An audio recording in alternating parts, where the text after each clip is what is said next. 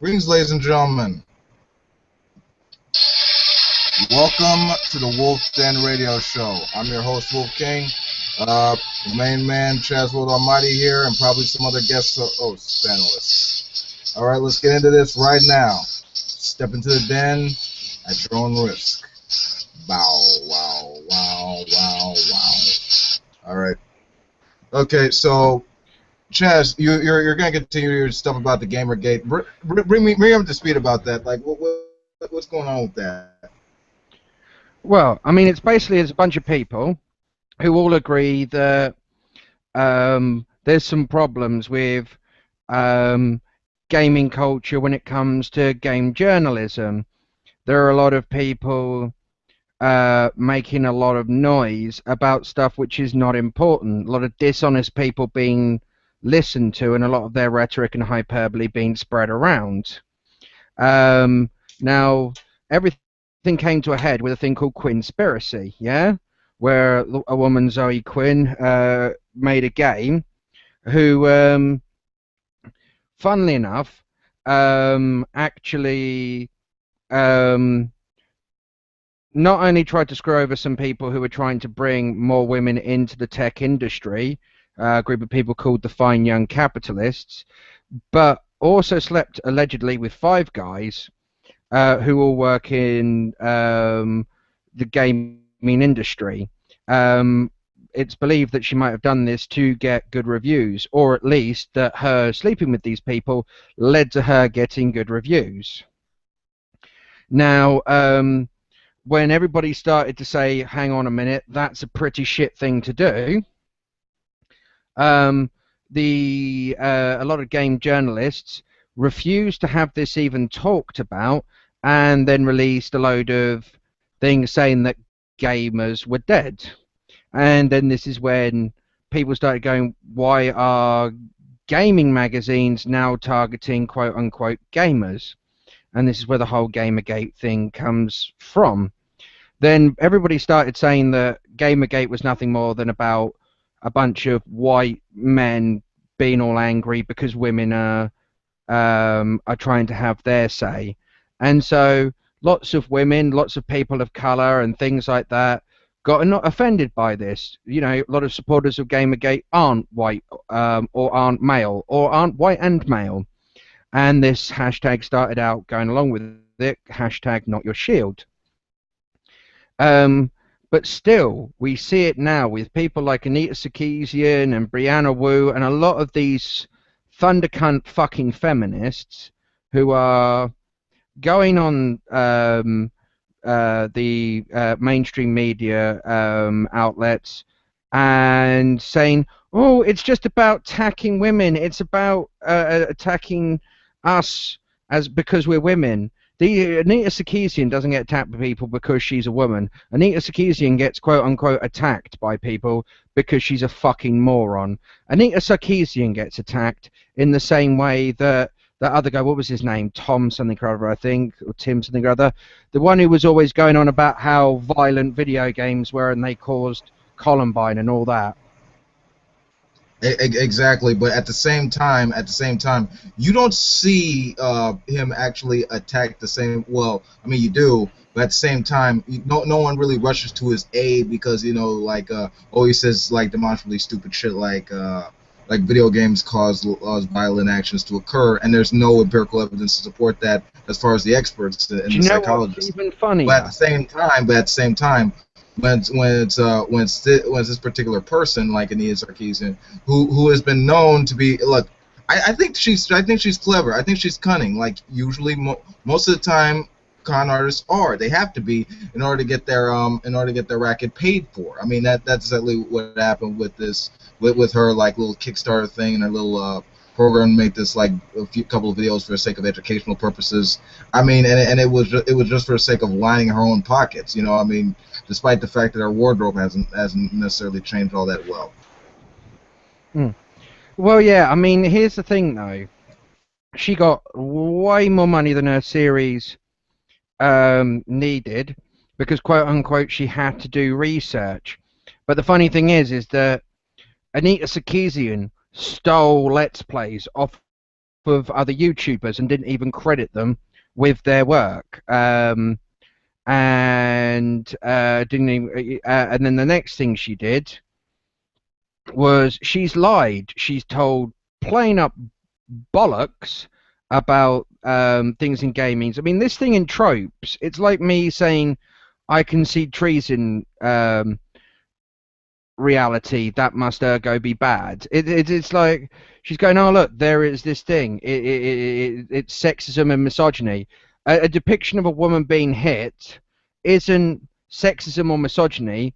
It is a depiction of reality. It's like saying having a Chinese character in a game like, oh, what's that one called? Is it Watchdog?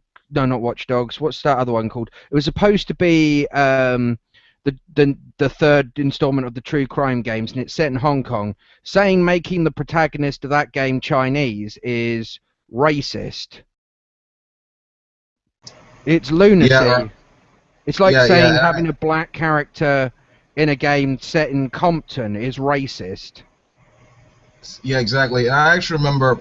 You're aware of, like, I know I'm using a different medium, but the principle still applies.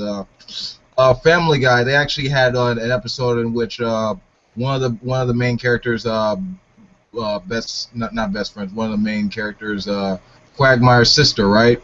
You know, she had like an abusive boyfriend who would beat on her and stuff like that, and apparently they thought that through that satire that was like trying to make fun of like battered women. Oh, like they're too stupid to figure out that obviously you know, that this is not a good situation to be in, so why not just get... I mean, it wasn't like that. But that's the funny thing. Battered women act in the way that she did. Well, hold on. They were just... It wasn't the fact they were making fun of battered women. I mean, who the fuck would be that fucked up to do that? It was obviously... I mean, hell, they were trying to friggin'... They were demonizing the fucking boyfriend as the asshole, as the illiterate asshole that he was, and they ultimately got rid of him at the end of the episode. So, yeah, I mean, through satire, you could learn something. It's not the fact that, you know, we're trying to demean, like, it's not the fact they were trying to demean women in media through that thing. That they were actually trying to bring it up as a relevant topic in society, and yeah, there needs to be something to be done about that. I mean, it's not the same thing as like trying to friggin' like go against women, or this is like trying to be demeaning to women. That's ridiculous. But go ahead. Yeah, no, I mean, and this is what they do. So they go, oh look, we can see these things in films and stuff like that, you know, blah blah blah. It's sexism and misogyny, and it's like it's not the hatred of women. These women aren't being hated in the game. They're not even women. They're depictions of women. Yeah. Like, is Wile E. Coyote then encouraging suicide? Is Bugs Bunny encouraging hunting? You know, is Call of Duty causing war? Is it normalizing war? Because that's her argument. If you framed her argument in any other way, people would say it's utterly ridiculous. It's why you frame her argument in any other sort of light, then people go, oh, you're strawmanning her. No, I'm not. I'm using the exact same system of logic she is. Yeah, and more importantly, here's the fact. If you want to make a... Personally, I don't like the fact because I'm a gamer and I love the habit. But you know, when you're just dishonest to say that you don't like video games because like the whole concept is gross to you, and you know that's just plain dishonest. And also the fact of the matter is, look, even if you want to like have the capacity to be more innovative within that industry, fine, whatever. No one's saying you can't, but don't try to like force your ideology on people to the point where freedom of speech has to be undermined for the sake of your ideology, because that's just not fair at all. But you got any thoughts on this, Chaz, before we move on?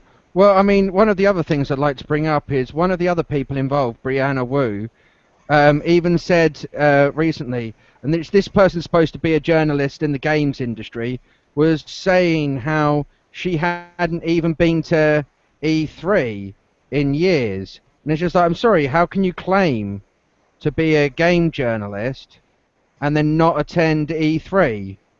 That's like me saying I'm I'm a defense counselor and then never attending court. Right, right.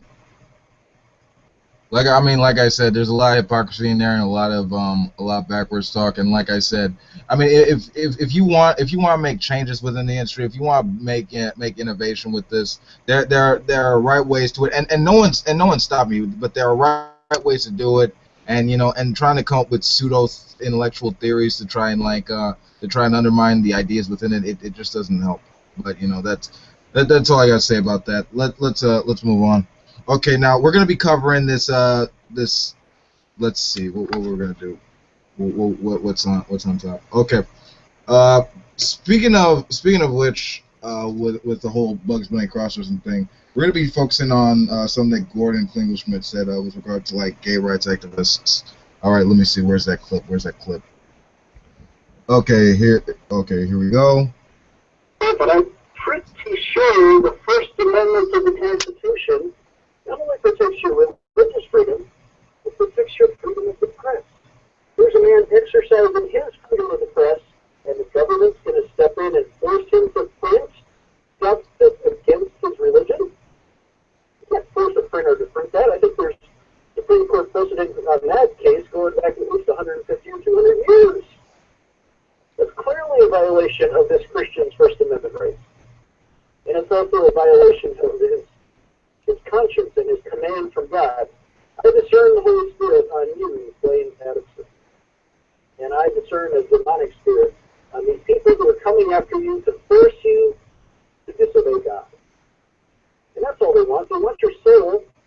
They won't be satisfied with your money. They don't really want the t-shirts. They want your soul. They want you to disobey God so that you go to hell with them.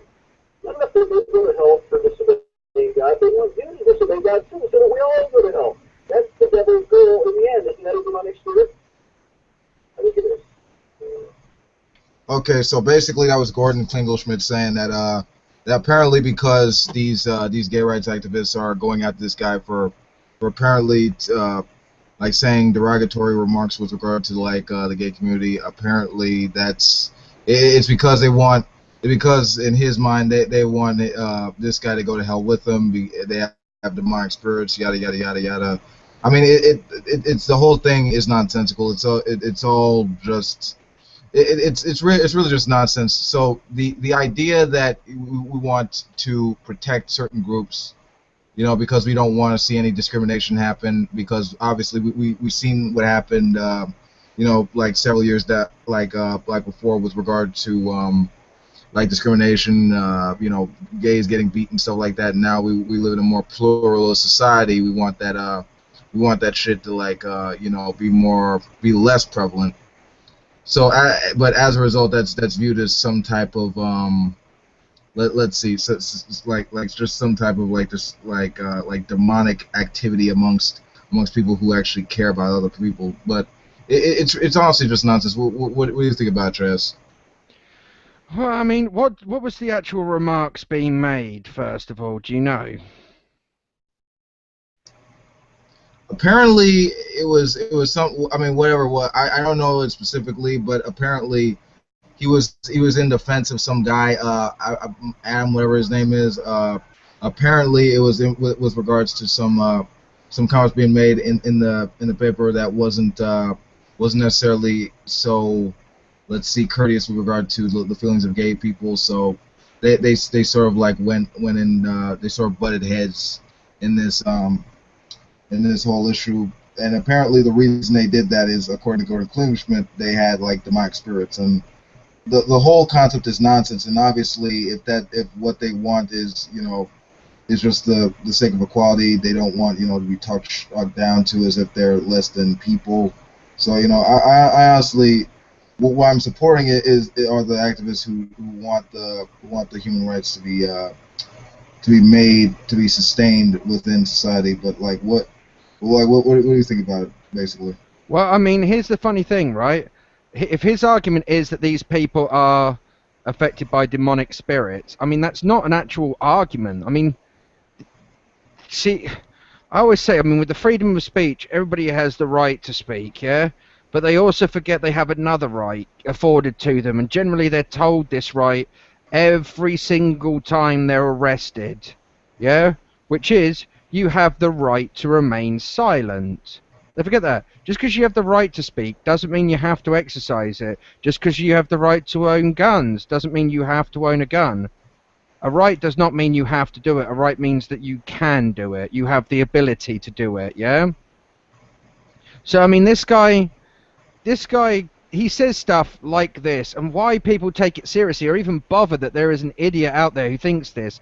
There are idiots out there who think that aliens live on Mars. We know that not to be the case, but if an idiot wants to believe something idiotic, it doesn't really make any difference to you. I mean, this guy is going to sit there and say all of this stuff about gay people because he's a fucking moron. And all this stuff like, oh, they've got demonic spirits. Well, I'm sorry, the only reason why you're accusing them of having demonic spirits is because you've got demonic spirits. Yeah, right. But yeah, you're actually right there. I wouldn't. I really don't expect this guy to actually say anything of any intellectual value. He actually said not to like a while back about gay folks. You know what will happen when if after gay marriage is legalized and you know after these gay people die. You know, God, Jesus is going to sit on his white throne, and it's going to be written in heaven's newspapers that they're going to go to, that they'll be burning in hell and stuff like that. And it's, I mean, the whole thing is completely nonsensical. I mean, I remember one of my old buddies, Ben Relaxacius, who helped me come up with this show, is you know, when we were on his channel with talking to Tommy Hall, if there were any real empirical secular reasons for why gay marriage should be illegal. And you know, it was other than the usual bullshit, Rick Santorum-esque answers. That there were really nothing, honestly. So no, I don't really expect anything of any worse from this guy. I mean, more importantly, let's just get 3 bullet points things out the way. One, it's between 2 consenting adults. Like so that right there. I mean, it's not affecting no one else, you know, really. I mean, other than the fact that, you know, these 2 people of the same gender get to have the same rights as anyone else. It's not going to really affect anyone who's straight or whatever, because, you know, by definition, obviously, straight, gay, two different playing fields, obviously. And 3, let's say if you accept all of this and everything's good with regard to the real world, even if heaven is real and all that stuff like that. Fine, don't trip, but because they're probably not going to be in there, or no one's going to be up there, because I don't really believe that that's even the case. But whatever. But what do you think of this? Any final thoughts? I mean, I agree with you on the thing. It's 2 consenting adults. I would correct you on one thing. It's not about liking people of the same gender. It's about liking people of the same sexual orientation than you. Right. Gender's a separate issue from your biological sex. Right. That's all. It's just it's a common word that gets misused. People use gender instead of sex because a lot of the time when you fill in forms and stuff, it'll ask you gender as opposed to sex, because they think that's a much more politically correct way of putting it. Because, you know, although they should have it that they ask you what sex you are and what gender you are, because there are a lot of people who are transgendered who don't actually want to be a female on the outside. They want to be a male on the outside, but a female on the inside. Right. Yeah, that is a good point to establish. Yeah. I mean, it's gonna happen. I mean, the gradual acceptance of this is like, I mean, the majority might still be more or less against it, but you know, it's continuing on with strides. But all right, moving on. Okay, what's next? This seems to be a fun one. Okay, Georgia Republican congressional candidate Jody Hice. He went on his radio show, right? and attacked the left wing with regard to public schools because apparently this is what I'm quoting him. This is essentially what Hitler did with regard to like the schools. He got in and he took control. He grabbed the minds of the youth, and he indoctrinated them with his ideology and stuff like that. And you know, it was easy to establish that Nazism was the correct way of thinking for people. And apparently, that's what public schools in America are doing. You know, with just the standardized education and stuff like that. And honestly, okay, I just gotta state some facts. Okay, not only is this a big fucking how do you do with regard to Godwin's law, but it's a complete mischaracterization of what actually is going on. First of all, what freaking got Hitler to be where he was in that state of history was because Germany was decimated after the First World War. There was economic decline. There was a fear of communism. You know, they lost their place in the world. And what Hitler did with the Nazi Party, he came with promises of full employment. He came with a strong sense of nationalism. And anytime when you have war breaking out and stuff like that, the two biggest factors that play into it is either economic instability and over rampant nationalism. And what did you see there? Exactly what I stated: economic instability and over rampant nationalism. And when you don't see that with regard to our public schools system. Now, I admit that there needs to be more emphasis on reforming it and making it better, so that so working and middle class kids can have a better chance of the next level in life, social improvement and all that stuff. But to equate it to Nazism, it invokes Godwin's law. It's nonsensical. It's complete sophistry. I've got an even better one for you. What? Right, you said he was trying to attack the left wing, yeah? Yeah. The funny thing is Hitler wasn't left wing. Hitler was right wing. Hitler was a right wing authoritarian. Hitler was slightly less right-wing than the current establishment, but slightly more, but way more authoritarian. So, it's funny enough, they are closer to Adolf Hitler than communists are to a large degree. What the misconception comes from is people think communism and socialism are the same thing. They also make the mistake of thinking that that with it being the National Socialist Party, that socialisting means the socialism. It's slightly different, but it's a common misconception. Yeah, I think also what's playing in here. I think he didn't. I'll grant him this. He didn't say it the word secularism. But I think that's usually a big talking point that these guys usually say. Oh, secularism. That's so terrible. That's the case with what happened with Nazi Germany and shit like that. I remember G-Man stupid ass mentioning that with this debate with Alexander Carlson, and the political ideology itself did not cause that, obviously, and they well, even no, say I mean Hitler was a bit of a fuckhead anyway. Long before that, I mean. There is a photo I saw recently of Hitler in Munich in a crowd at the announcement at the start of World War I. So, yeah, I mean, Hitler has always been a bit of an odd fellow throughout his entire days. He, you see, what happened, I mean, at the time was that... There was Britain and America basically charging Germany large amounts of money for the First World War, so people were broke. These fringe parties, like UKIP in the UK, for instance, do very well in those times because they're willing to play on people's fears, and that's what happened with Hitler. His party played on people's fears. He was very charismatic. And you know, that's what helped him rise in popularity. It was. It's just I always find it funny when people, because I could turn around to this bloke and ask him, does he like dogs? So did Hitler. Therefore, you're Hitler. Do you like painting? Have you ever eaten a vegetarian meal? So did Hitler. Hitler was a vegetarian. Do you smoke? No. You don't like smoking?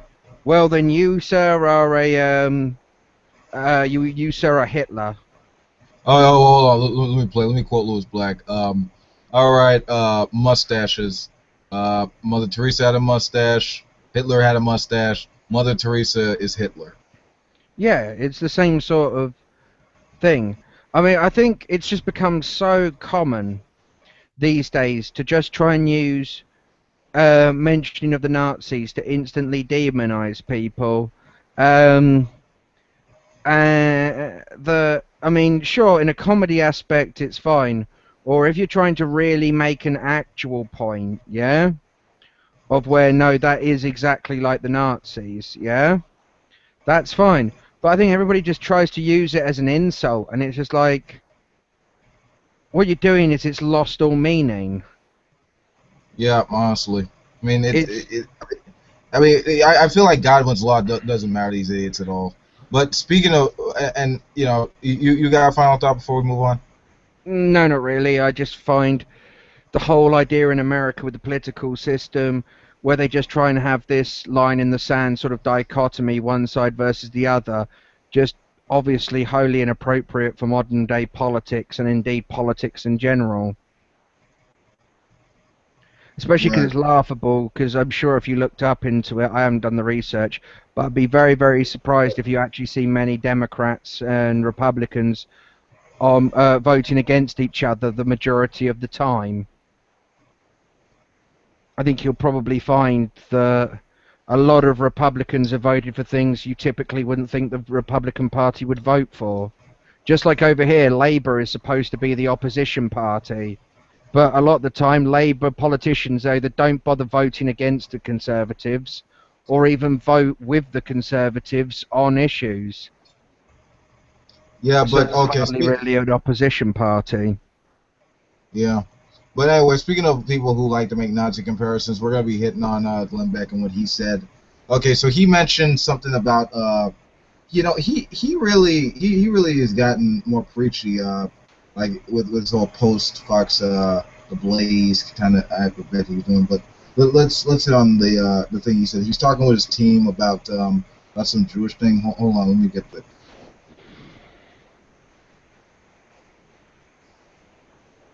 Because we're the only ones that have made a covenant with God, the Abrahamic covenant with God, with George Washington, April 30th, 1789. We made this covenant. We're the only ones besides the nation of Israel. So we're held to this covenant. And his case is the Shemitah is wiping us out. And it's what God is warning us. It's phenomenal. Phenomenal. I haven't got to the end yet. I'm wondering how it ends. I don't think it ends the way we want it to start. But we've entered a new period. I can feel it. We've entered a new period. That's how it begins. Okay, so I love how he thinks he's a little prophet. Okay, for those of you who heard and understood it but don't understand what the hell Shemitah is, I'm just gonna bring up this this paper. Hold on a second. Okay, now as Beck is currently reading Jonathan Cahn's The Mystery of the Shemitah, the 3,000-old mystery that holds the secret of America's future, the world's future, and your future. Okay, it's a follow-up to. Okay, let's just skip past this. Oh yeah, okay. This book is a follow-up to Cahn's The Harbinger, which was quite possibly one of the stupidest books ever written, purporting to explain how the 9/11 terrorist attacks were foretold in the book of Isaiah and how the subsequent construction of the Freedom Tower was an act of defiance against God that will lead to further judgment. The Shemitah, which is what he mentioned in the clip, is a Sabbath year on the Jewish calendar during which fields are to be left fallow, and no agriculture is to take place, and debts are to be forgiven. It began last month, and according to Khan's new book, these requirements are going to be imposed upon America in the coming year by God, whether we like it or not. Beck, of course, is entirely convinced that this is true, telling his staff that because America made an Abrahamic covenant with God upon the nation's founding, we are being held to the obligations of the Shemitah year, and it is wiping us out because God is warning us. Okay, and just to finish up, I don't think it ends the way we want it to end, Beck said, and so it begins. Okay, yada yada. Okay, now apparently Beck is not as much as a history buff as he likes to pretend that he is, because the founding fathers, majority of the founding fathers, were deists, not theists. And the reason they rejected the British Crown and wanted to found their own country was because they wanted to believe whatever they want within the boundaries of reason. They were influenced by the rational Enlightenment principles of the 18th century, and as such, they wanted an open secular society where they could be free to believe whatever they want within the boundaries of reason. There go having a better open playing field for human rights. So this whole nonsense about this Abrahamic covenant is nonsense, because we have a secular nation. This is not a theocracy. This is a republic. But what do you have to say about this, Chaz? Because this is complete nonsense. With his pseudo prophet bullshit. Well, Glenn Beck is just an idiot, and this is the thing. A lot of people can become instantly famous. Like if I could make a channel where I just sat there and started bashing out things from the Bible, and the Bible is such a vast book, yeah?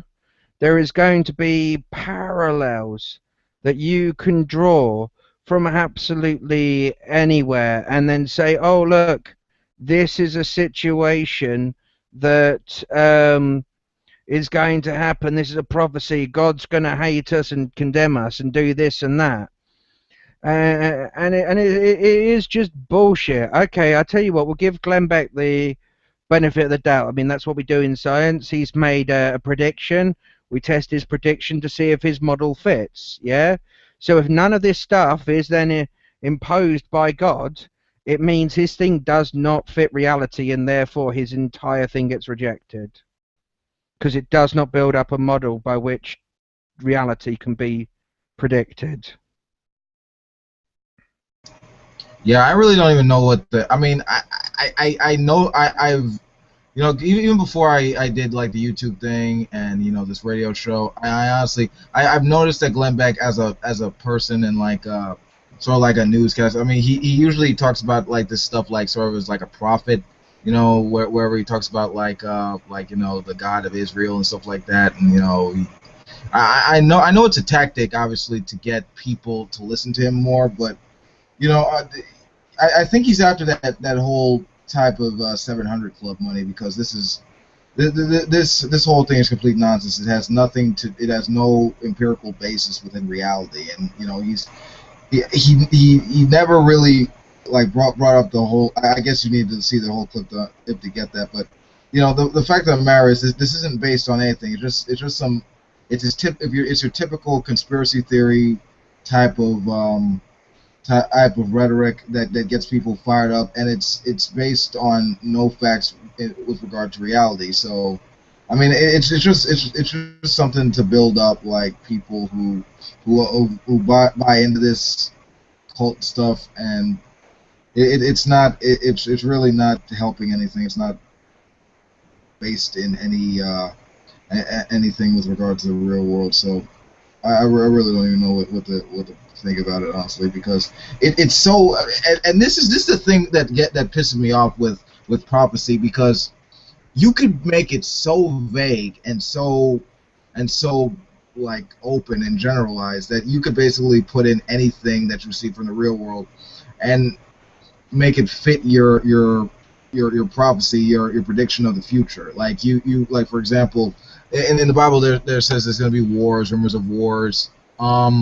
Let's see, we're a species. War is kind of like a typical activity that we've been engaging in for I don't know millions of years since since the dawn of freaking time.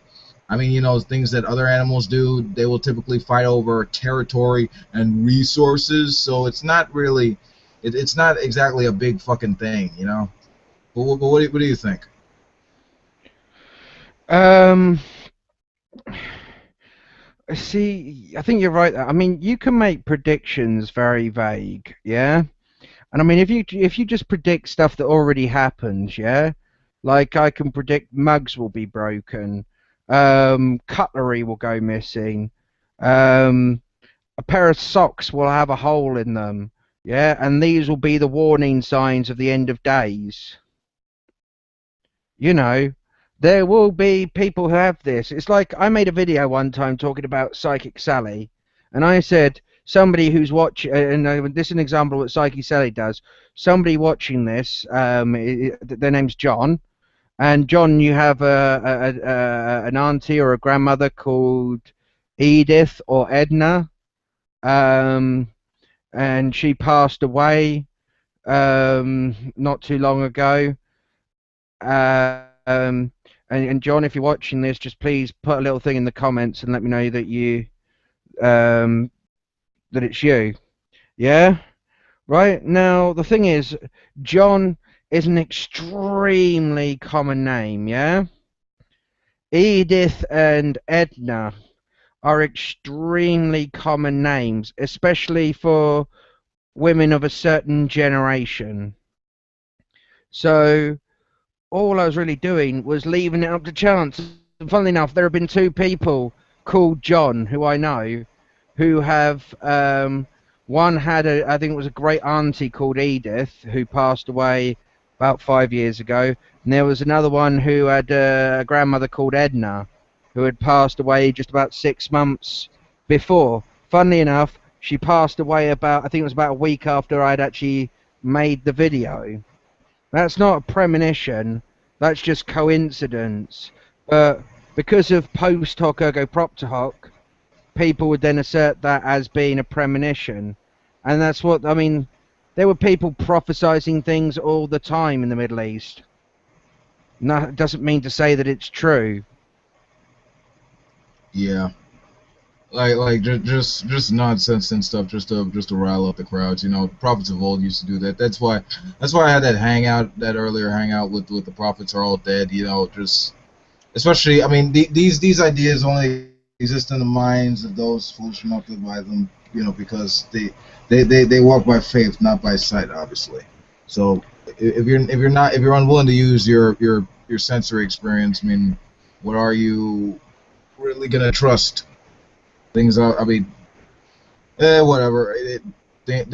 Things without empirical evidence, things you base faith on. It's like, just to quote Mark Twain, faith is believing what you know is not so. But anyway, I'm moving on.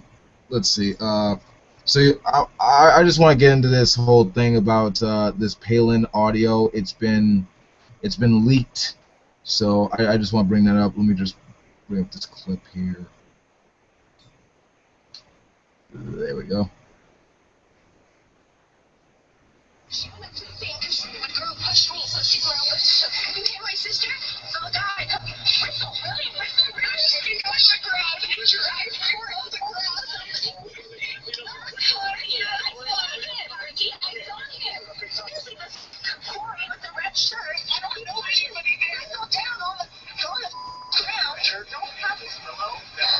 Corey's the guy that puts everybody. He also what's the guy with the camo hat? Is it the red shirt? All I remember was the red shirt. I don't remember anything else. I tried to get him off the track. He was swinging at everybody, going after the girls. Pushing the girls to the ground. That's what I'm not. Bristol, do you need better? I don't want to have funny. No, it's right. It hurts mentally. When this 30-year-old, Mom, watch out. When this 30-year-old guy's pushing her to the ground and calling her a slut, you slut, you slut. Seriously, this guy. Yeah, we can tell you right to the order. I can point you right to the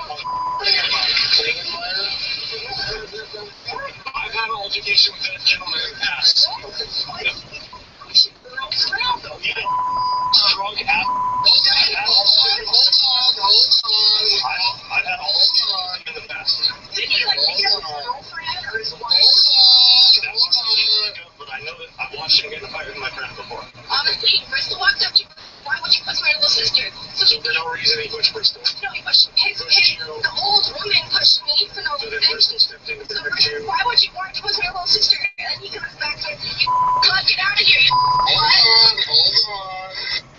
Okay, so that's the Palin family reporting what happened. Apparently, their sisters and all that were attacked, and the brother got into it with some other guys and stuff like that.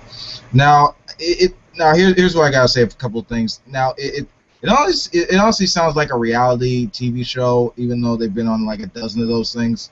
But really, one of the main things I want to bring up is I bet you if this was like a minority family that had like links with regard to politics, I bet you it wouldn't operate the same as this. I bet you it would if they were acting like this because the cops were saying hold on, they were trying to like calm them down because they were obviously irate about this.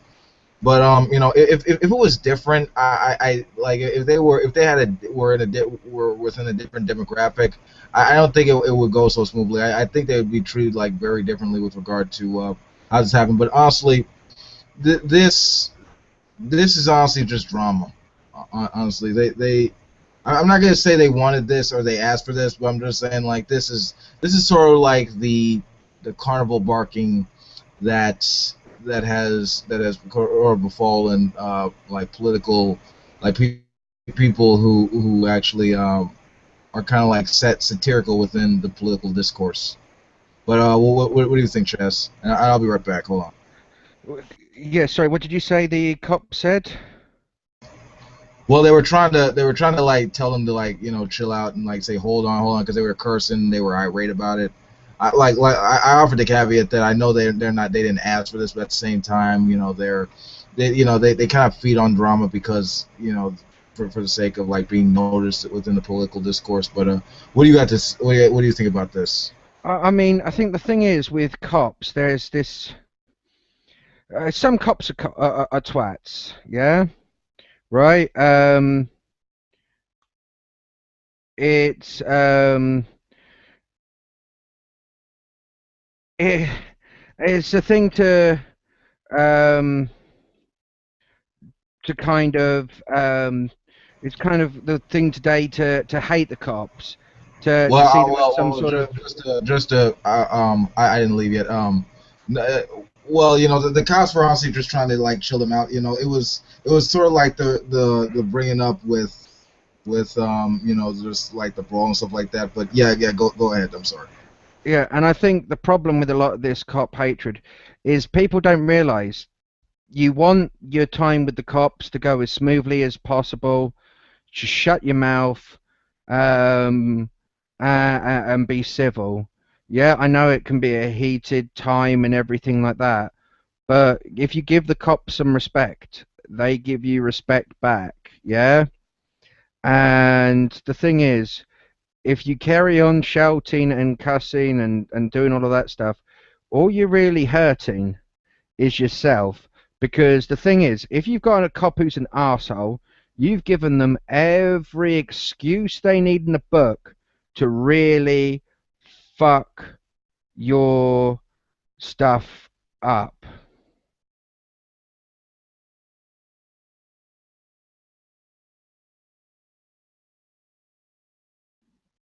And you might as well just give them carte blanche to hit you with nightsticks. You might as well just turn around and go, hey, I give you every right to hit me with sticks.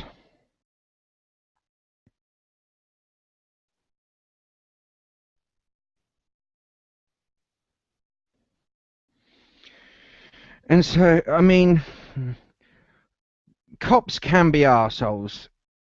They deal with arseholes all the time.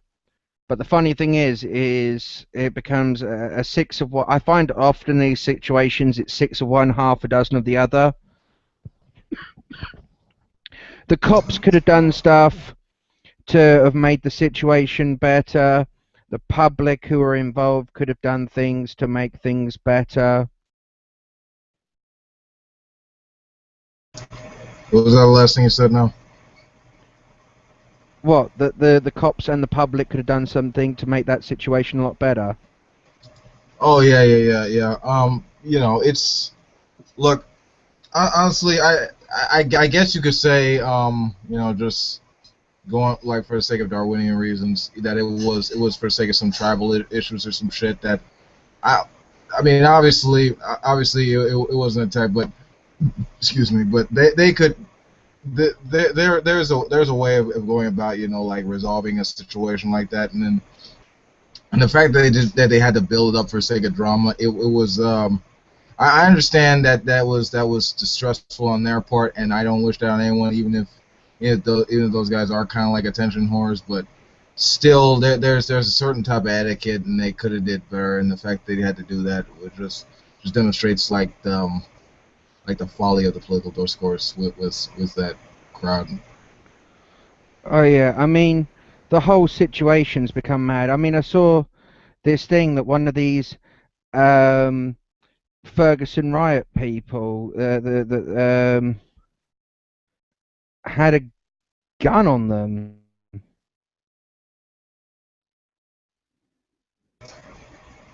Like what? Like, What? Oh, yeah, yeah. Of course. Also with military ordnance and stuff like that. yeah, no, Police did you state. hear it? Yeah, no, you know the Ferguson situation that the cop shot that kid, yeah, and there's been all of the like protests about it.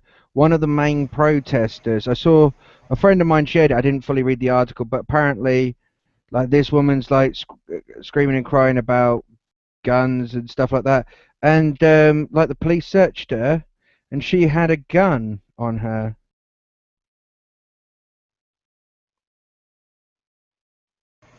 She had a gun on her. Yeah, I know it's nuts. I mean, I think the problem with America is everybody is, and I think it's a problem that's going on with a lot of the world. Everybody's so busy protesting their rights, yeah, that they can't see the wood through the trees. It's like me being so worried about the trespasses against me that I forget all of the times that I trespass against everybody else. I don't know. I guess it's because America, with the way it started out, which was based on misconceptions. I mean, I think the fact that we have this like idea of progress, of trying to make society better, as time goes on, because we live in a dynamic world. We want to make sure that at least from the perspective of a progressive, you know, with the way it works as time goes on, you want to make sure that you can make it more like livable for the sake of not just you or the people collectively living in your society, but also for the next generations that come afterwards. That's just the way I see it, Fred, from a left wing kind of perspective. But we're moving on from this because it's dramatic. Let's see what else is down the trough.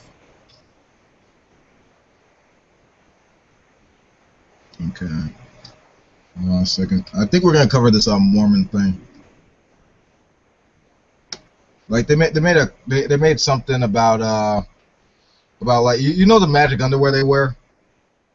What Mormons? Yeah, Yeah. yeah. Apparently they made like an ad about it. Like trying to educate the people about it. And it's funny. Hold on a second.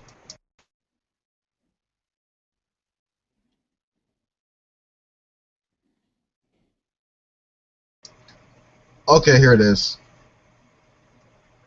In the Church of Jesus Christ of Latter-day Saints, there are no outer religious vestments in ordinary worship services. However, many faithful Latter-day Saints wear a garment under their clothing that has deep religious significance. Similar design to ordinary modest underclothing, it comes in two pieces and is usually referred to as the temple garment.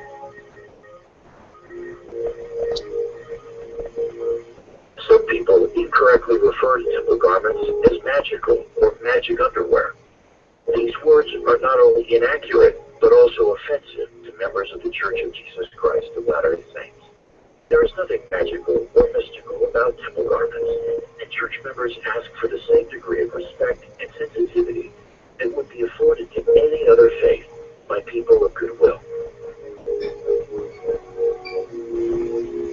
Temple garments are worn by adult members of the church who have made sacred promises of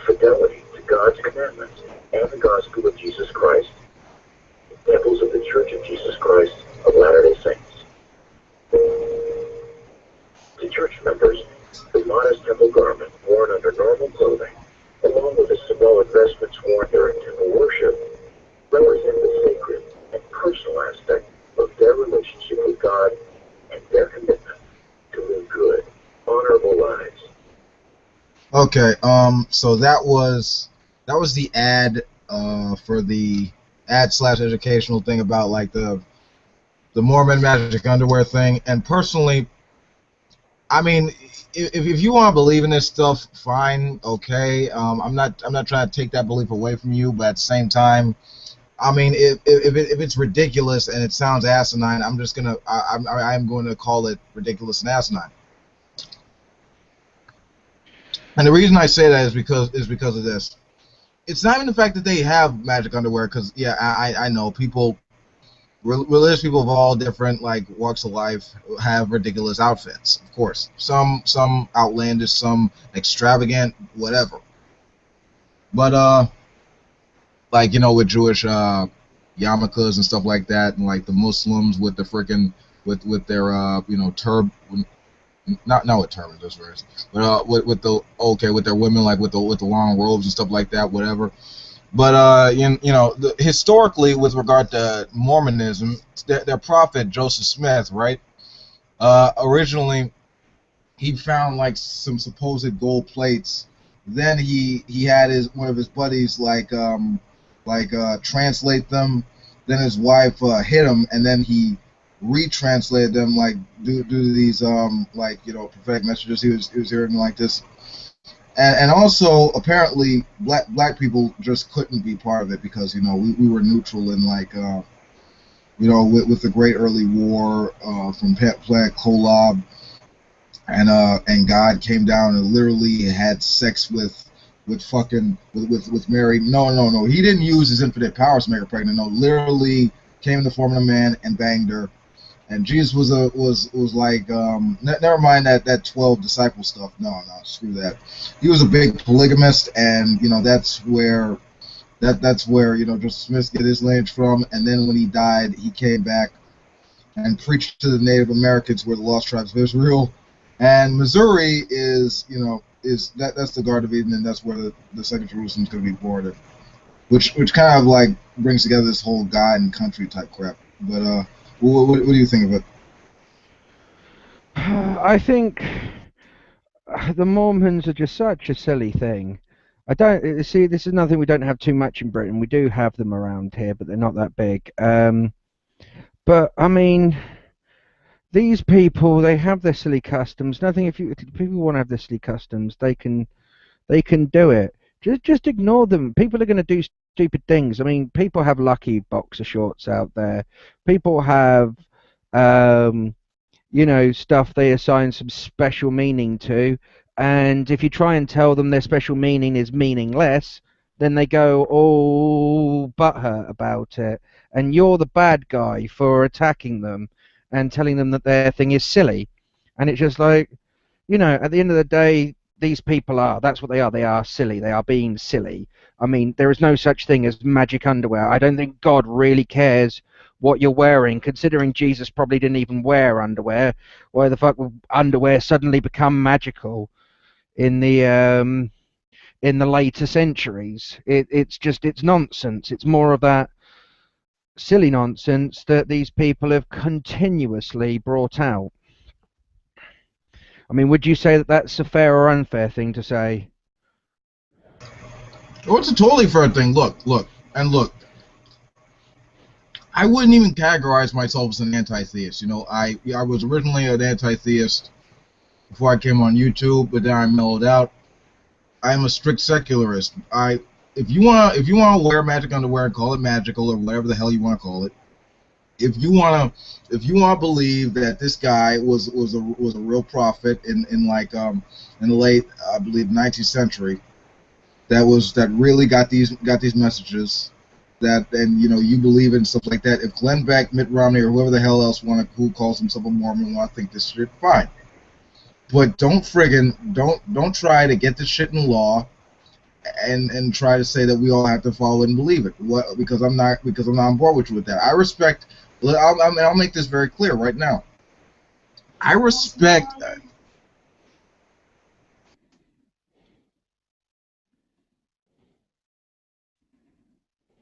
You still there? Hello? Sorry, technical difficulties. Anyway, yeah. Anyway, look, I'll make this very clear. I respect I respect the religious people's human right to believe in any faith they want within the boundaries of reason. It's only when they try to get it in law that we have a problem, and we're gonna ask for some empirical evidence for why everyone should follow this, and and participate in this following of law. And if it lacks it, then I'm just gonna reject it outright. I mean, I don't. I'm not gonna follow this nonsense or respect it just because it's meaningful to you. I mean, if it's meaningful to you, fine, whatever. But like I said, religion has its place in society. So does politics. So does law. So does medicine, and any other subject that you want to bring up. But what's your final thoughts on this?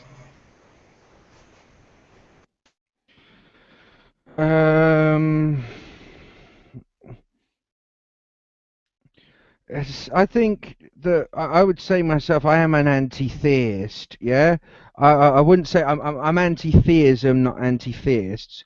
I think religion is a silly idea. I think any kind of closed-minded, dogmatic view that you take of the world, yeah, is nonsensical. You can't prove a god, yeah. It's a faith-based belief. If you have the right to do that, yeah, to make that kind of judgment call. Like I have the right to believe that smearing myself in Marmite is an everyday activity. Yeah, I have the right to believe that. Just because I believe it doesn't make it so. Yeah. Um, and so, and yeah, I agree with you. They shouldn't be allowed to make laws to enforce everybody else follow their thing or do things their way. Because you watch all of these Christians in America, yeah? You make a law which allows fucking women to have contraception available to them, yeah? Free, which benefits society. And then all of a sudden, you're trespassing their religious rights to deny women contraception. It's fucking lunacy. You tell them that no, you can't enforce prayer in school. You can't make children pray. You can't have prayer be an everyday part of the school system. You can't have children be forced by a school to practice a religion that is not their own. Therefore, you're attacking their rights. You're taking God out of the classroom, you know, and they keep on trying to make up these stories and this nonsense about like, oh, this kid was stopped from reading the Bible in his classroom, you know, and stuff like that. Or this kid's schoolwork it was about writing about your hero, your favorite hero from history, and he wrote about Jesus Christ, and it's like, yeah, no. Actually, somebody who can be proved to have existed in history, I think, was probably the point of his history homework. You know, and it's just nonsense. I think Christians have such a persecution complex, and I don't know why. I mean, what is it about Christianity that might make them think that they're always being persecuted? It's almost like that their story was started on some idea of persecution and sacrifice. Yeah, and it's all just personal feelings and just emotion. But whatever. I mean, with this particular sect, it's really with regard to Mormonism, it's really just to quote Sam Harris, it's really just Christianity plus some rather stupid ideas. But anyway, moving on. We're gonna be focusing on this week's big story: Canadian shooting, what we know and what we don't know a day later. Okay. A day after the gunman, and this from CNN. A day after a gunman killed an army reservist in the Canadian capital of Ottawa, many questions remain. Okay, what we know about the shooter. The alleged gunman was born Michael Joseph Hall in Canada and changed his name to Michael Zehaf Bibo Authorities say he was 32 years old, according to court documents. He was a Canadian citizen who may have had dual Libyan/Canadian citizenship. Royal Canadian Mounted Police Commissioner Bob Paulson said. The police commissioner said Zihaf Bibo was born in Montreal and lived in Calgary and most recently Vancouver. He had criminal records indicating infractions related to drugs and violence and other criminal activities, police said. His father is a Quebec businessman and his mother works in Canada's Immigration and Refugee Board, according to the Globe and Mail newspaper. The parents are currently divorced. All right. Okay, this is what they're saying they don't know. Why he changed his name to Michael Zahid Bibo, they don't know, but two sources told CNN that he converted to Islam.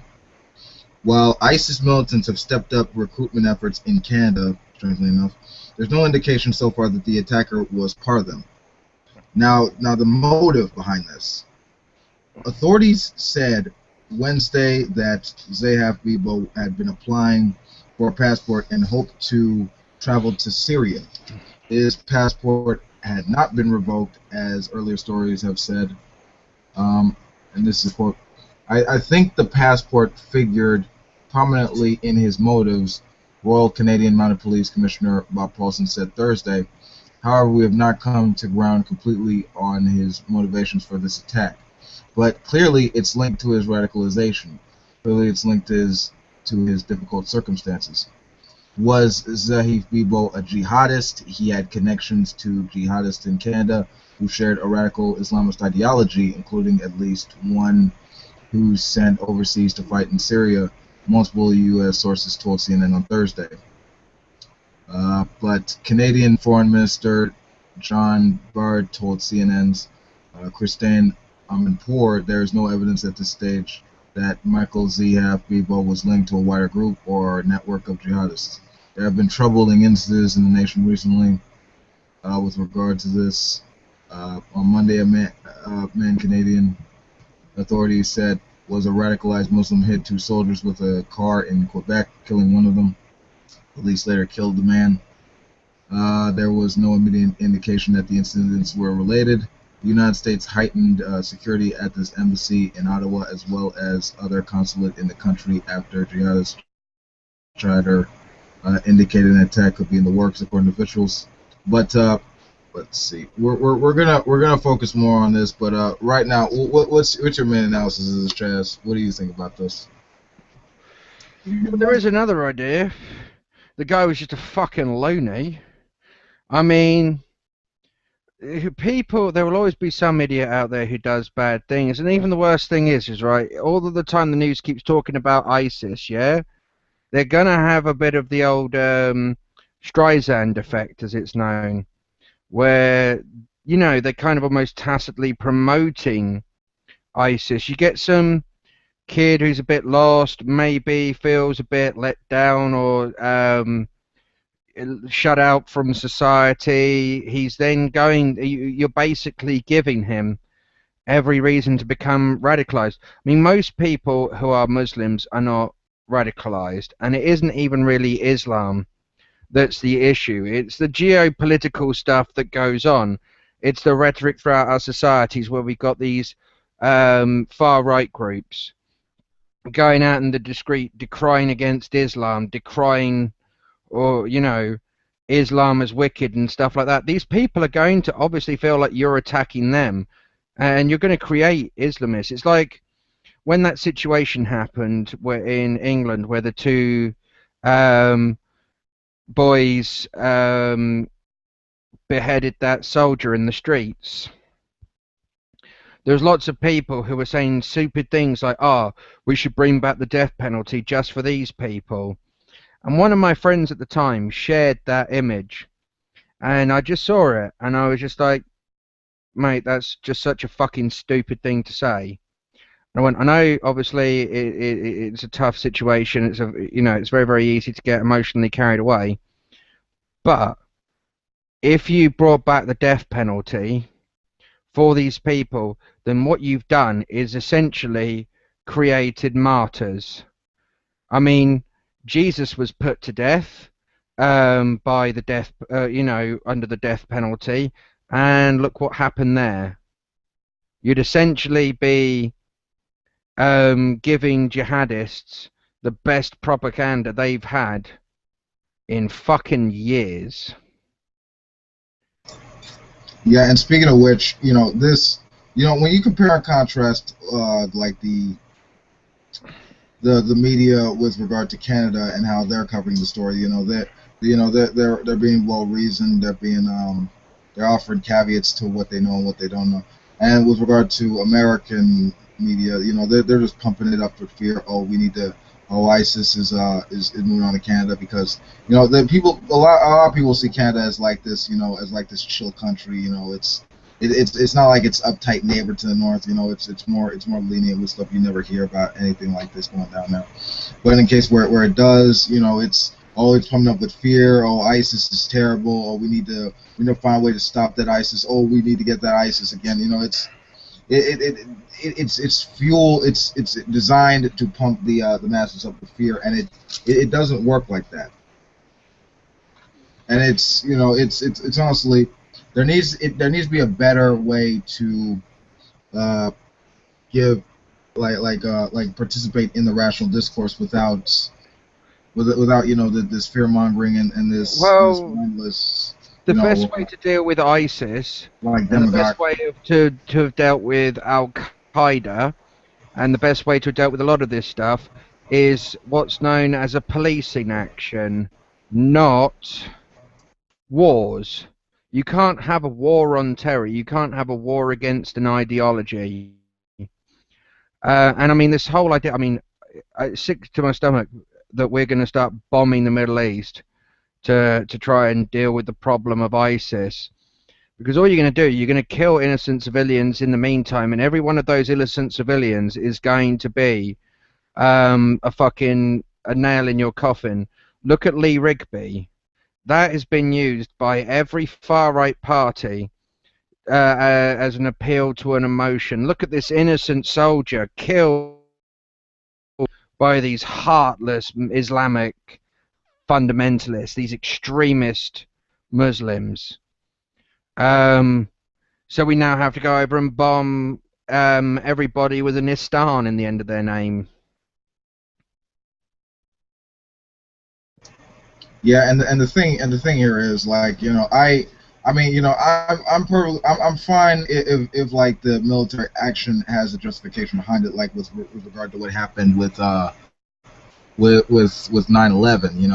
where that attack occurred, and we know who the guy was, but unfortunately the commander-in-chief at the time didn't have the resources, he actually had the resource, but he didn't have the intelligence to utilize these satellites and these maps to find this guy and take him out, because he was the going into Afghanistan was justified. The whole Iraq thing was just bullshit.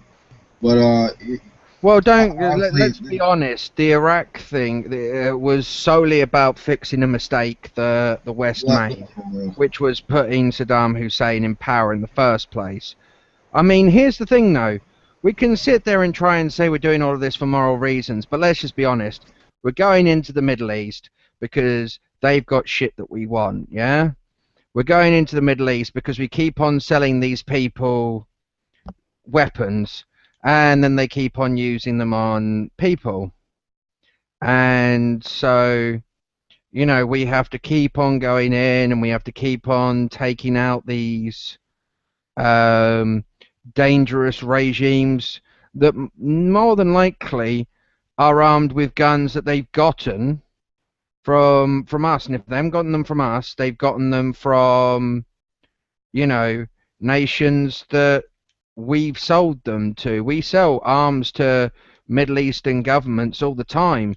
Do you think we really care what happens when we've sold something to this person or that person? No. What do?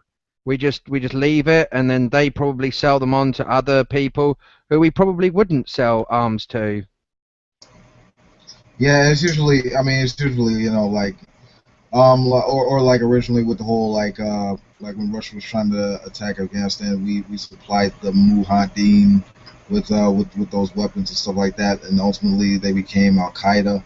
I mean, it's I mean, this whole thing, honestly, with regard to like how we work with regard to the Middle East, it needs a better approach because honestly, we're doing nothing than feeding the ideology that these groups are are blessed by God. They need to have their nation strong and shit like that, and we're that it's sort of like it's sort of like a love-hate relationship because like on one side like, oh yeah man, we're allies with you, and then we give them weapons, and like then they're coming at us with violence and stuff like that, and the whole thing is just honestly a mess like with regard to how it works. But only when we have like the resources and intelligence to actually properly deal with like the opposition that wants to kill us, if not dismantle the values of the West, can we actually see some real progress made clear here?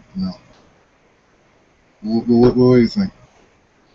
I think what it would take to deal with the Middle East would be leaving it the fuck alone for a while. Let it deal with its own shit. Sure, give support to nations we're allied to, but that's just it. Nations we're allied to can have help. Give aid, yeah? Kill the terrorists with kindness, not guns and bombs. Show them that the West has something to offer them, that free speech and open democracy work. Not condemn them for not upholding the same type of free speech that we think they should. Not blame them all for the actions of a few. I mean, that's the thing. We always like to find a reason for why somebody did something, and it's a very, very easy thing just to blame, oh, this person did this thing because they were a Muslim.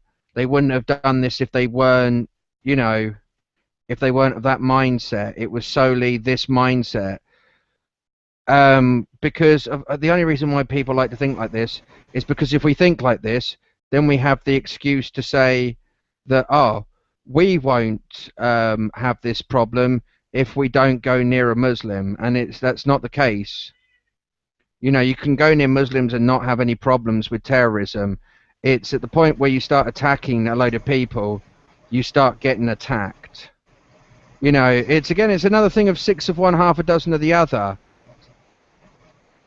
I think, do you know what we should do? Anybody who wants to have wars about stupid shit, yeah, and fuck up the planet, we just build a nice big we just send them all to another planet, yeah? I think, do you know what, we should take everybody who feels the need to have who's spoiling for a fight, they can all go to the moon and do whatever the fuck they please, because then it's not going to affect us. I think that should be the thing. You want to go and have a war? Fine, go and have your war. You can do it on your own time, in your own place, where it's not affecting everybody else.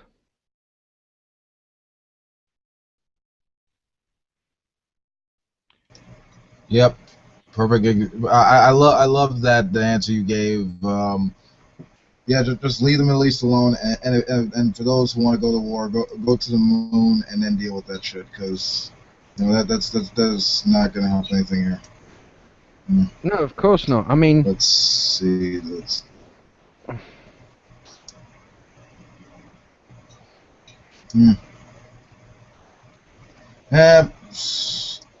I guess that's the show. From okay. Xbox Fiend, by the way, reason why Xbox Fiend couldn't join us tonight is he's had a family emergency.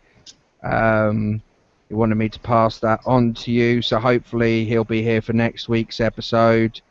If not, I'll batter the cunt to death with my own fucking shoes. Right. Okay. So okay, that's the end of the show. So till next time, ladies and gentlemen, sape out dare to know. This has been Wolf King and Chazwell Almighty, and this has been another episode of the Wolf's Radio Show. So, see you later, guys. Get the hell out of here.